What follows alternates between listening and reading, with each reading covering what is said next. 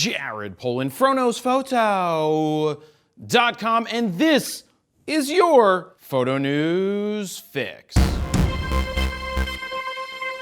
This fix is brought to you by Squarespace. I personally use Squarespace for my own online portfolio at jaredpolin.com because it's simple, affordable, and I don't need to know any coding. Now is still a really good time to build or redo your website. To get a 14-day free trial, head on over to squarespace.com/FroKnowsPhoto. If you decide that it's for you, use the code FroKnowsPhoto at checkout to get 10% off your first order. First up, I want to start off by introducing many of you to a photographer you may never have heard of who just passed away at the age of 83. Her name was Elsa Dorfman, and she was known for using a 200-pound Polaroid 20 by 24-inch instant camera, of which only 6 were ever made. Yes, the camera really does weigh 200 pounds, and yes, it was an instant camera that took 2-foot-long instant Polaroids. Now, the reason I'm bringing her up is that a few years ago I stumbled upon a documentary of her work done by Errol Morris by the name of The B-Side, Elsa Dorfman's portrait photography. Now, here's a quick snippet from the trailer from the documentary. Portraits have always been what's interesting to me. The surfaces of people. You're responsible for how you look in front of my camera. This is what you're giving me. This is what you're going to get back. I love photo books, I love documentaries, and I love learning about different creatives and photographers. For me, these documentaries are like someone stuck me with a needle and injected me with inspiration. I must express myself. I instantly feel better even if I'm down, and sometimes I feel inspired to go out into the world and create. Now, that doesn't mean that I actually do go into the world and create, but at least for a short amount of time, I felt something. So my recommendation to you is go rent the B-Sides and get your shot of inspiration from Elsa Dorfman. Next up, remember Paybu? Low on cash. You know, the greatest, and by greatest I really mean the worst name ever for a credit card that B&H announced last year? Well, Adorama, not wanting to be left behind, just announced their credit card, and it's called Escort Plus. Oh, what's that, guys? We actually have a commercial for it queued up? All right, go ahead and run it. Are you looking for hot escorts to pay on layaway? Then you need Escort Edge by Adorama. Get laid now and pay over time with convenient monthly payments. But remember, if you don't pay, we don't lay. Adorama Edge. Wow, that girl was hot. Want to touch the hiney? Actually, the card is simply called Adorama Edge and offers some interesting perks that differentiate it from B&H's Paybu.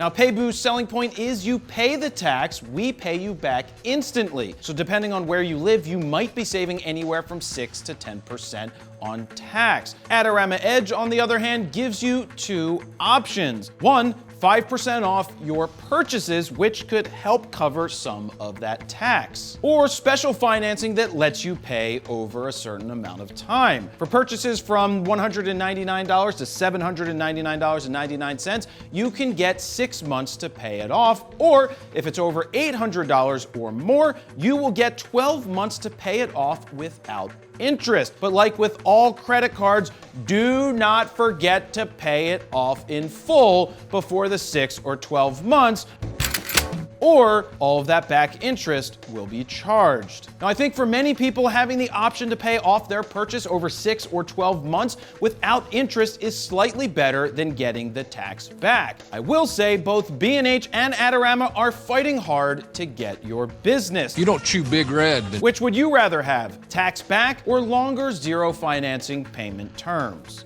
Next up is Nikon about to release 2 more Z-mount cameras in 2020.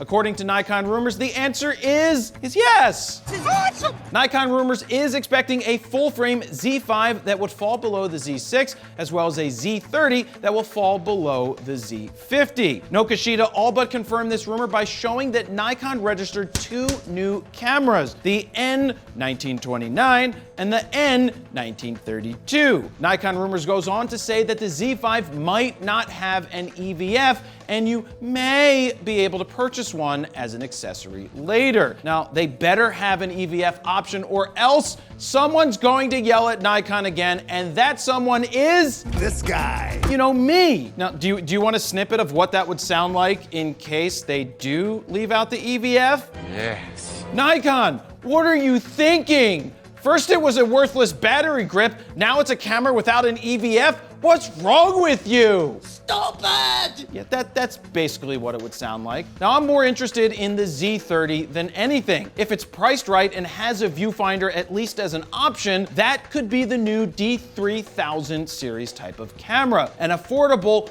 real camera. Let me cut in here real quick and say on June 1st, I originally launched this shirt in honor of the 10-year anniversary of FroKnowsPhoto. A few days later, protests began around the country and world in support of the Black community. Now, I feel it's important to speak out, stand up, listen, and learn, and do what I can do to help support the movement and the changes that must happen to end racial discrimination. In this case, I've relaunched the Stealth I Shoot Raw shirt with all profits going to support the Innocence Project of New Orleans. So far, we've sold 560 shirts and raised over $8,300. You can order your shirt right now at bonfire.com/stealth2 while there is still time, and read about the important work that the Innocence Project of New Orleans is doing. And finally, we have two what seem to be pretty valid reports from Canon rumors. First, it's what looks to be a 2020 roadmap of RF glass, and this roadmap is not exciting. What a bummer. But that's okay because they've already released a lot of the exciting glass. Now it's time to fill in what they're missing with some more affordable glass. That Veronica Vaughn. On the list, we have a 50 1.8, an 85 f2 macro, 70 to 200 f4, 100 to 500 4.5 to 7.1 LIS, which could be a fun little lens. And by little, I mean it's probably not going to be little. Then there are two converters and a 600 and 800 millimeter f11 DOIS lens. F11! What in the world would we do with an F11? Will I even be able to take photos at F11 on a cloudy day? I have a hard time believing those will be real lenses, but then again, you never know. What do you think? Let me know down below. And the second rumor is around the official launch date of the EOS R5 and R6. Canon Rumors is reporting that the bodies will finally be officially announced on or around July 2nd. Now, if that's the case, it's coming soon. That's what he said. But the question still remains, what, if anything, will Canon leave out of that camera that will piss a lot of people off? There you have it. That's your photo news fix this time around. To check out the last fix, go ahead and click on the screen right here. Don't forget to like, share, comment, and subscribe. And that's where I'm gonna leave it. Jared Polin, FroKnowsPhoto.com. See ya.